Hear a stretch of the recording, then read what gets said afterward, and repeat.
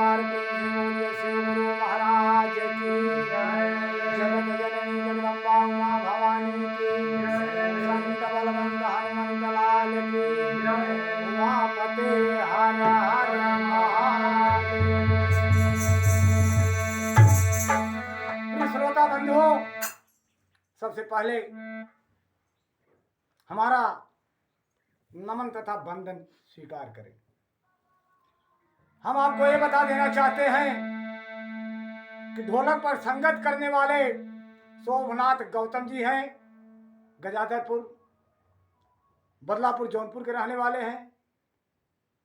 मजीरे पर संगत करने वाले जयनाथ शर्मा जी उर्फ ननकऊ, गांव छिटकापुर बदलापुर जौनपुर के रहने वाले हैं। और चंग पर संगत करने वाले राजा राम यादव जी गजाधरपुर के क्षेत्र से हैं, बदलापुर जौनपुर। और इन पार्टियों के प्रेम को आप देखिए और आप इनकी सराहना किए बिना नहीं रह सके। ये हमारे राजा राम यादव जी हैं और ये हमारे जयनाथ शर्मा जी हैं और ये हमारे शोभनाथ कमल जी हैं। आइए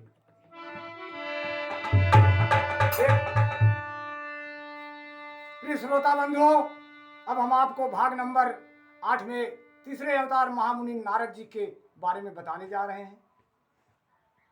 महामुनि नारद बीड़ा बजाते हुए 3 लोक 14 भुवन में विचरण करते थे, क्योंकि ये भगवान के अंशावतार थे। लेकिन किस प्रकार बीड़ा पर प्रभु का नाम लेकर के विचरण किया करते थे, उसको ध्यान से सुनिए, फिर आगे कथा बढ़ाएंगे।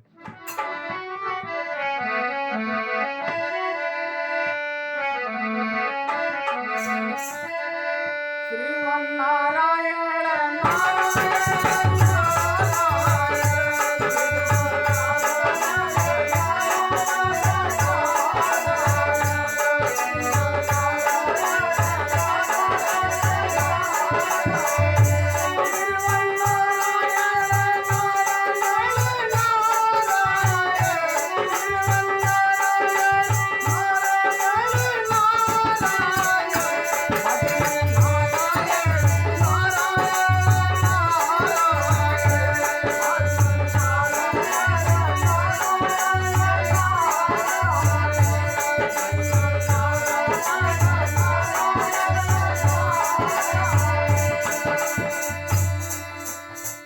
श्रोता बंधुओं, भगवान नारायण के अंशावतार महामुनि नारद बीड़ा लेकर के प्रभु का नाम लेके 3 लोक 14 भुवन में विचरण करते थे। इनका काम ही था इधर का संदेश उधर, उधर का संदेश इधर देना। एक बार महामुनि नारद जी पश्चिम दिशा की तरफ गए, जहां पर सत्यवती नंदन वेद व्यास जी अपना सुंदर आश्रम बना करके प्रभु का ध्यान करते थे। और जब वहां पहुंचे तो देखिए किस भाव में पहुंचते हैं। अरे सत्यवती नंदन गुण खानी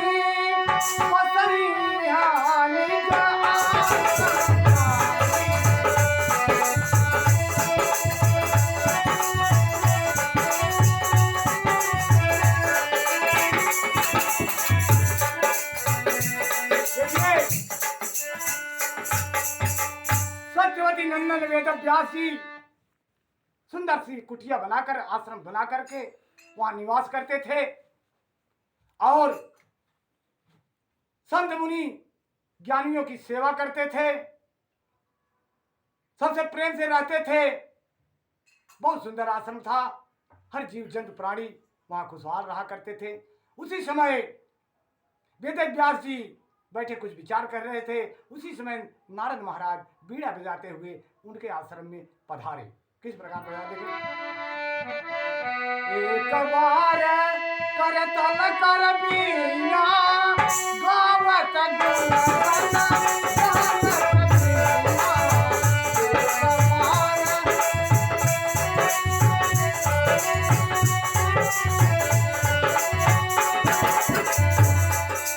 हाँ देखिए एक बार महामुनि नारद बीड़ा बजाते हुए सत्यवती नंदन वेदव्यास के आश्रम में पहुंचे और वेदव्यास मुनि को देख करके इतने प्रसन्न हुए कि जिनकी कोई सीमा नहीं थी। अरे पहुंचे मुनि नारद आई की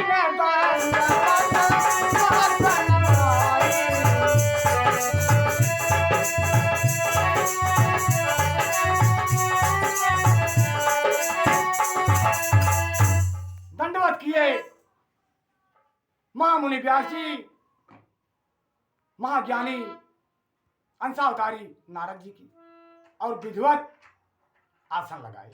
किस प्रकार लगाए? अरे विधिवत आसन तीन लगाई कुशल क्षेम पूछई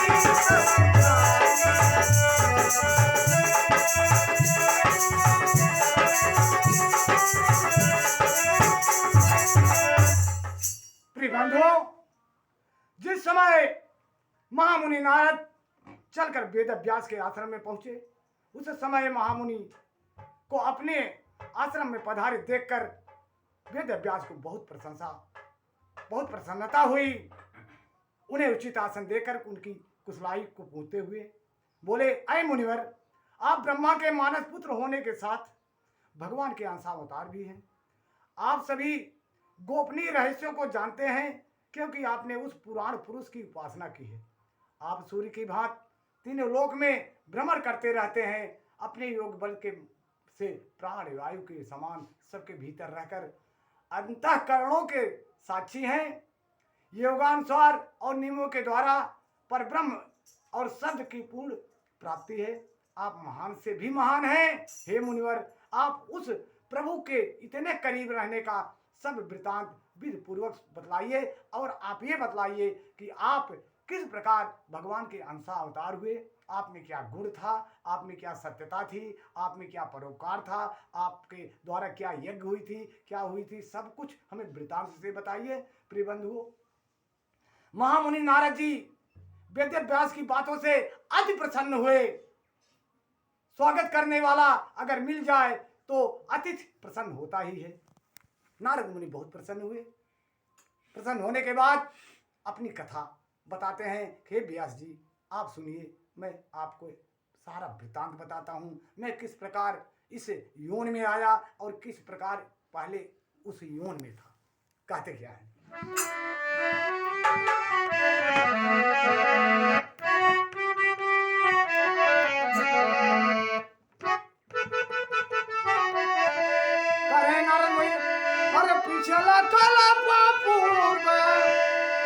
पिछला कला पूर्व जलई है मोर कहानिया बताई तोह के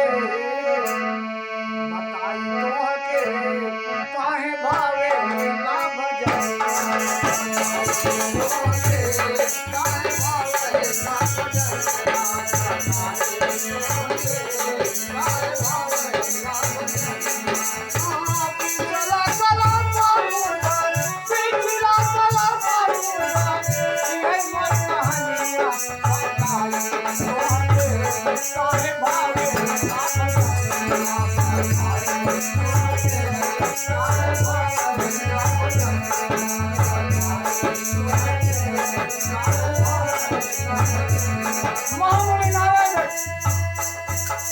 वेदव्यास की बात पर आज प्रसन्न होकर के अपनी पिछली कथा बता रहे हैं।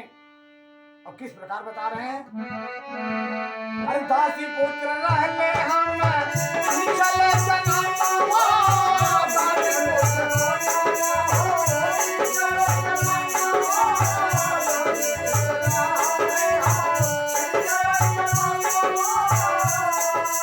क्या रहे हैं?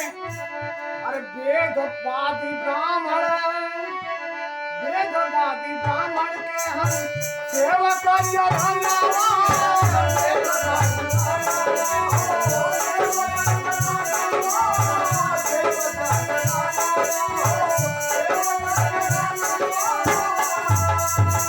नारायण मुनि कह रहे हैं वेदव्यास से, अरे सेवा भाव मन लागे, अरे सेवा भाव मन लागे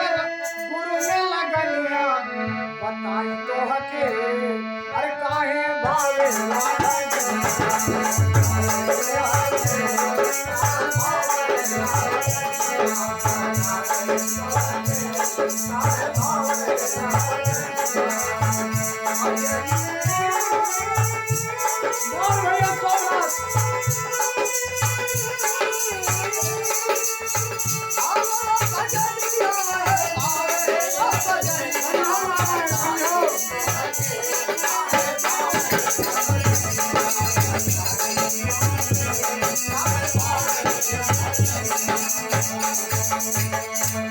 प्रिय श्रोता बंधुओं, प्रिय सज्जनों, नारद मुनि ने कहा व्यास जी ने पिछले कल्प के पूर्व जन्म में एक वेदवादी ब्राह्मण के दासी का पुत्र था।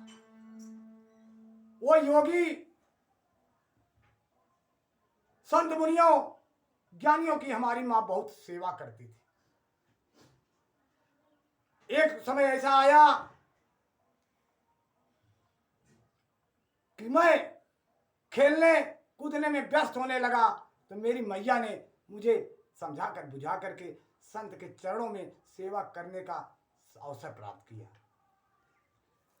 अवसर प्राप्त किया।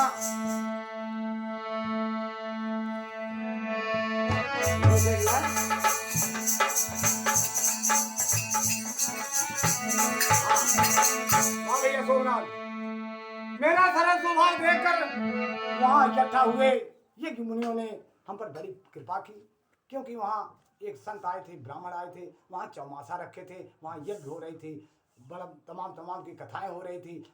उसमें हमारी माता ने हमें सेवा टहल के लिए लगा दिया, क्योंकि उसमें केवल 5 वर्ष का बालक था, अबोध था, खेलने की इच्छा करती थी, लेकिन मैया के डर से मैं खेला नहीं करता था। संत साधुओं के संगत में रहकर उनकी सेवा करता, उनका जूठन खाता, इसीलिए भगवान की कृपा हम पर होने लगी तो मेरा मन प्रभु के चरणों में रम गया। और रम गया किस प्रकार, देखिए व्यास जी कहते कैसे हैं नारद मुनि।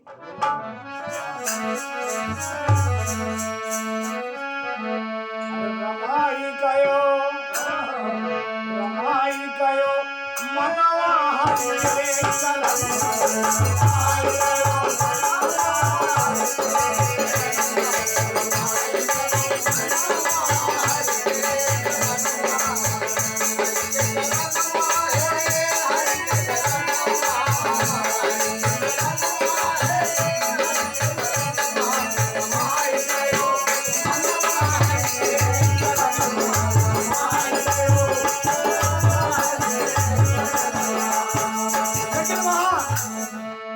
व्यासी इतना मैं रम गया संतों की सेवा में, हमें बड़ा आनंद मिलने लगा, हमें सब कुछ भूल गया।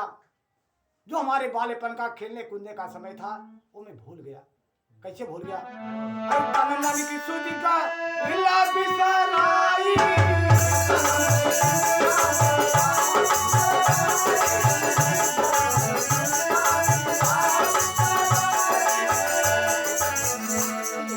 क्या होता था, केवल ध्यान रहे बसवर हरनी गुणगाई।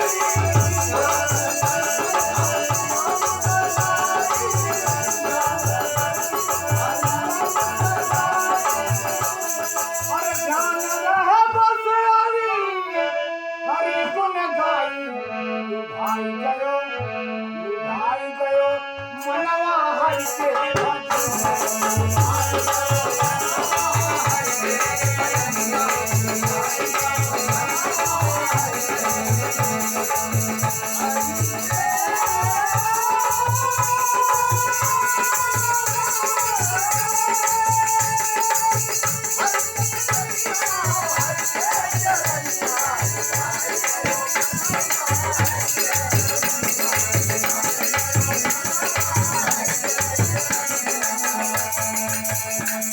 श्रोता बंधुओं, मुनि ने कहा व्यास जी, चौमासा मुनि का जब तक चला हम उनकी सेवा करते रहे, उनका जूठन खाते रहे, प्रभु नारायण की कृपा हम पर बरसी, हमारे अंदर भक्ति जागृत हो गई। मैं प्रभु के सिवा किसी को दूसरे को जाना नहीं। एक दिन ऐसा समय आया कि चौमासा खत्म हुआ, सारे संत अपने अपने स्थान पर चले गए। और समय बीता, मेरी मैया पड़ोस में एक ब्राह्मण की गाय धोने जा रही थी, लेकिन उस रात का समय था, गाय धोने जा रही थी। रास्ते में एक विषैला सांप था, विषैले सांप ने काट लिया और मैया गिर गई, मर गई। मैं बच्चा था, मैं अनाथ हो गया, रोने बिलखने लगा। लेकिन गांव ब्राह्मणों की बस्ती थी, सारे ब्राह्मण इकट्ठा होकर के मेरे माँ का दाह संस्कार किए, मुझे मनाने लगे। लेकिन मेरा हृदय वहाँ से और टूट गया कि जब माया क्या है, माया में अब मैं रहना नहीं चाहता, मेरा दिल प्रभु में रम गया था। मैं वहाँ से उठा और सुबह की बेला में सारे ब्राह्मण नहीं जान पाए, सब सो रहे थे, मैं उत्तर दिशा में चल दिया केवल हरि गुण गाने के लिए। कैसे चला?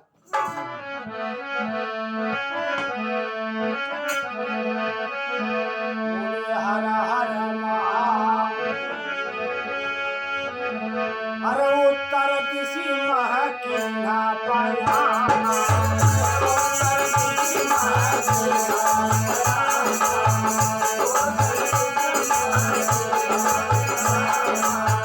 हरि हरि कमल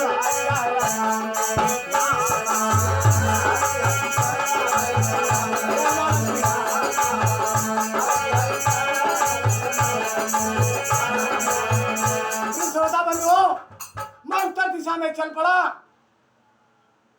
नारद कह रहे हैं व्यास जी से, कहे व्यास, मैं उत्तर दिशा में चल दिया, मुझे किसी का ध्यान नहीं, केवल हरि के कमल रूपी चरणों में ध्यान था। गया तो तमाम यातनाएं मेरे सामने आई, लेकिन मैं उनको लागता हुआ किस प्रकार आगे बढ़ रहा हूं। व्यास जी सुनिए, व्यास को बता रहे हैं महामुनि नारद। अरे बन उपवन बाटे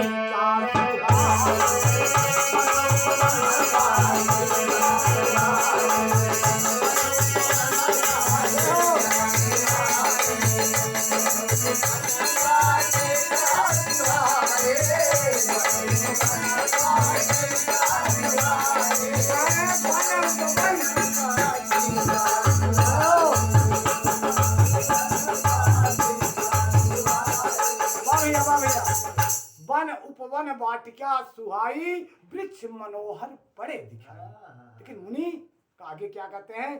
सरिता कूप झील अरु नाले, हिंसक पशु सब अति विकराले। लेकिन नारद जी आगे बढ़ते रहे। चलत चलत भई शिथिल शरीरा, टूटत अंग बदन मह पीरा। नारद जी आगे बढ़ रहे हैं, लेकिन आगे उसके बाद जब बदन में पीड़ा हो गई, शिथिल शरीर हो गई, तो आगे वहां क्या होता है? अरे भूख प्यास से लागा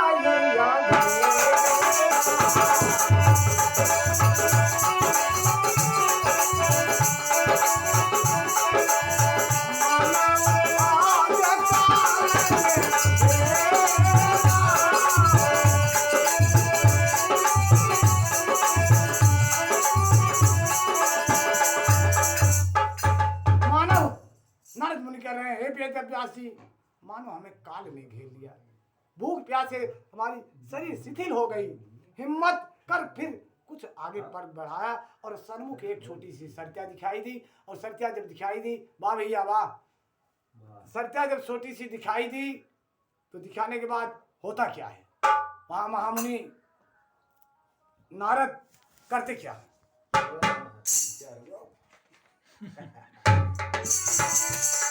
करते क्या है महामुनि नारद? बोले हे वेद व्यास, मैंने उस सरत्या में स्नान कर जलपान किया, शरीर की सारी पीड़ा जाती रही। यह देखकर कि यहाँ सुंदर स्थान है, मन में विचार किया कि प्रभु से अटूट बंधन है हमारा। अब मैं यही आशा लगा के प्रभु को बुलाता हूँ, अगर सत्य भक्त होऊंगा तो प्रभु जरूर आएंगे। और वहां ध्यान लगाकर मुनि नारद सरत्या, छोटी सरत्या थी, नदी थी, वहां बैठ गए और कहते कैसे?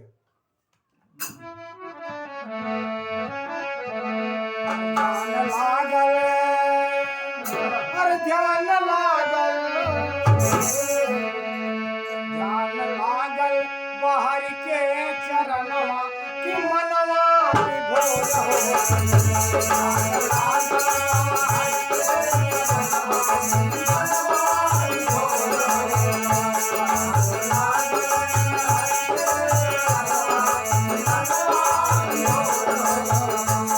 ध्यान कैसे लगा है तो ध्यान लागल बाहर के चरणवा कि मनवा विभोर हो गइल तब ही भइले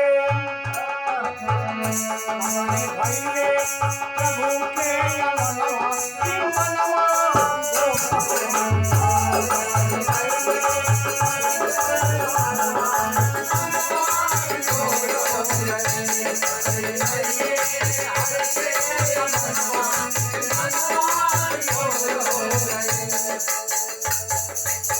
श्रोता बंधुओं,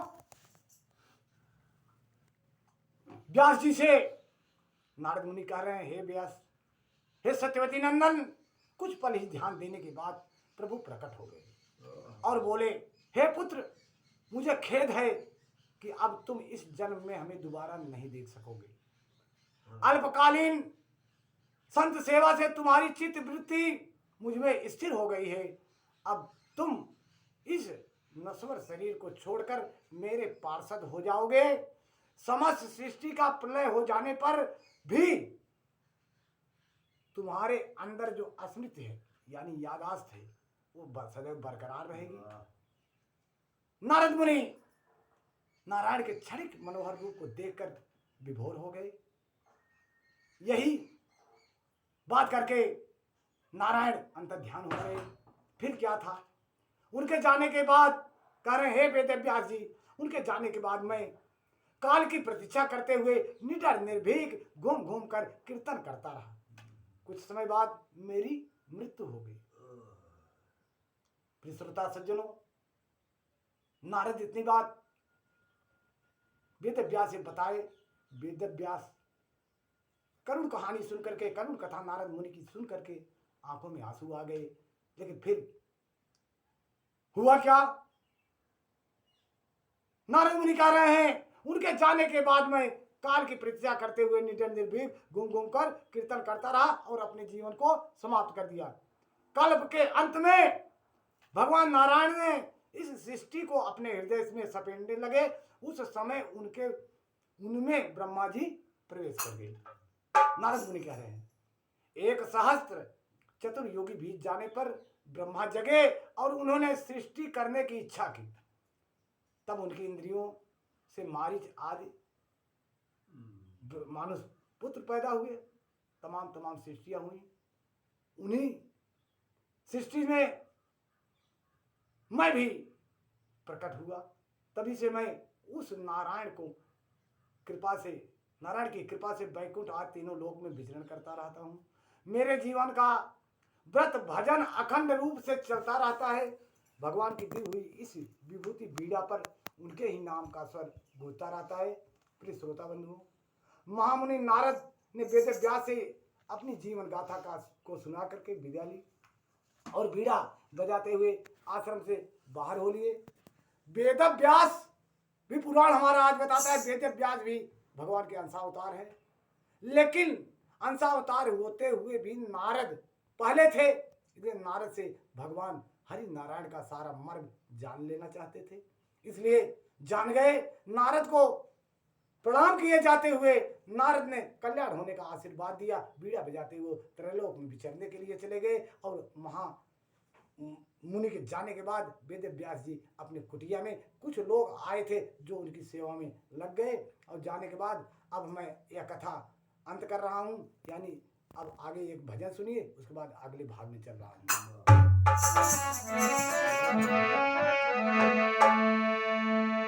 हरे कृष्ण गोविंद